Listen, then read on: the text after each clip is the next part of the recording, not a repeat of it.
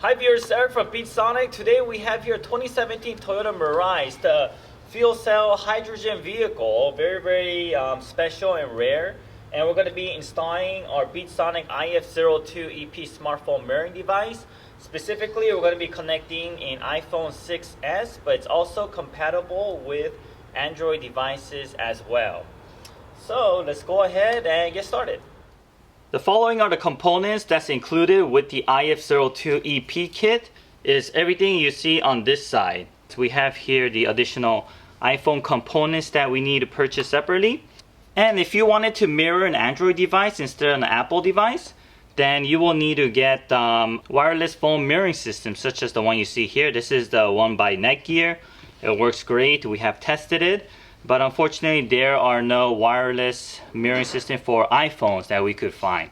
So as you can see, the connector on this video input piece and the DVD and navigation and motion piece is identical. So you can connect them ahead of time together.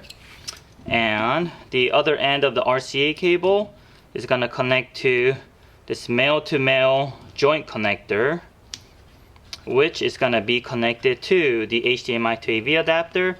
Double check to make sure the color codes do match. So the white to white, red to red, and then the yellow to yellow. Okay, and then on the other end of this HDMI to AV adapter, we're going to connect the HDMI male to male joint connector.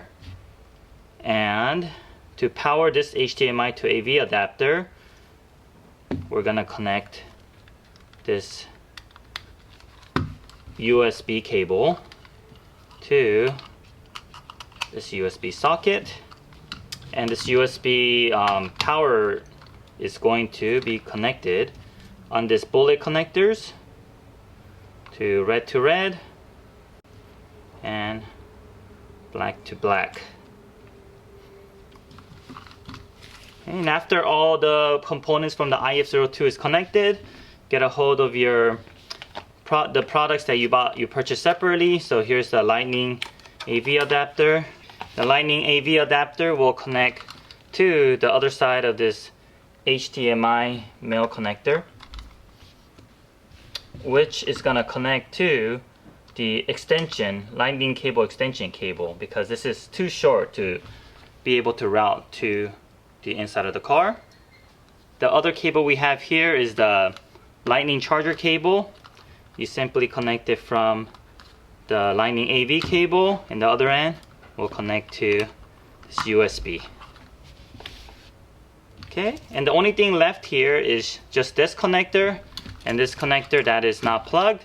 So once we get in the car, we're going to plug this behind the radio, and whatever was plugged there before, we're going to plug it here. We're going to daisy chain it. Same for this plug over here. And there's also this ground wire that we need to ground on the side of this radio system.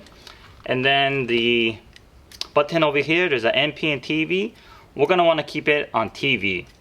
For vehicles that have factory nav, this has to be accessible, so you're also going to have to route this to where it is reachable from the driver's side, because every time you want to bypass and do your phone mirror, you want it to be on TV, but when you're not phone mirroring, you want to have it at MP so that your factory navigation will work without any issues or without the car being stopped on the map. But if you don't have a factory nav, you could keep it at TV and just tuck this behind the radio. This installation will typically take anywhere between 30 minutes to an hour depending on your previous experience working with a vehicle. So take it very slow and be very careful, and you shouldn't run into any issues. First step is to remove this shift knob. Let's go ahead and just grab onto it, turn it counterclockwise. Then we will want to remove this piece over here. Just grab a hold of this and just pull it towards you. And remove this connector behind here. Also this connector. And carefully remove these wires. Okay, the next step is to remove this whole piece over here. Just gonna grab hold of it and just carefully pull it towards you. Okay, and then there's one connector that you need to disconnect here. And then carefully put it aside. Okay, for the next step, we're gonna removing these 4 10mm bolts. There's 2 on the right side and 2 on the left side. So we'll go ahead and do that right now. Once we remove the 4 10mm bolts, grab a hold of the radio, just pull it towards you and rest it on top of this towel. And now we'll be working on the connectors behind the radio. Okay, once we're behind the radio, the only connectors we're gonna be working on is just this and this connector over here. Please note that I removed this over here just so I could pull this radio out. It's a GPS connector. I'll be connecting it back in after the installation is completed. So getting a hold of the kit that we just put together, disconnect this connector here, and you're gonna daisy chain it to our interface.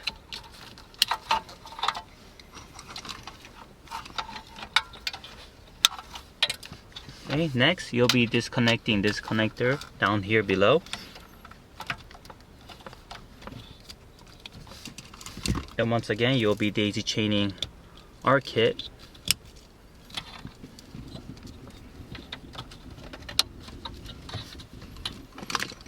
Okay, and there is one ground wire that you need to ground.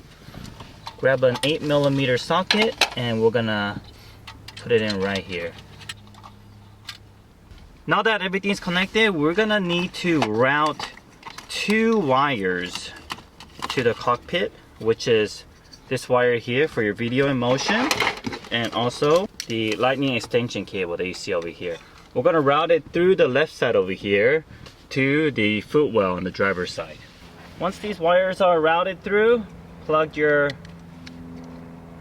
video in motion controller back in, and we're gonna double side tape it around here. Okay, the next step is to carefully tuck all these wires behind here. There should be enough room for everything. Just kind of carefully place it back there, and we're gonna do that right now. Okay, now that we got all the wires and our adapter back behind this radio nice and tight, we fasten all the 10mm bolts, and we're gonna reverse order our installation.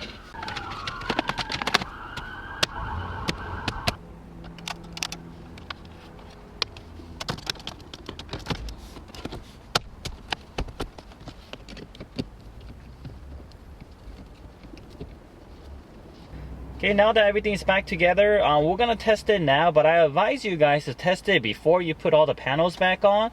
But make sure your climate control connectors are all connected before you turn on the engine, or else the hybrid system might act up on it. So go ahead and test the system right now. So let's first connect this, our lightning cable. Okay, it's a good sign, it's being charged. Let's go to source.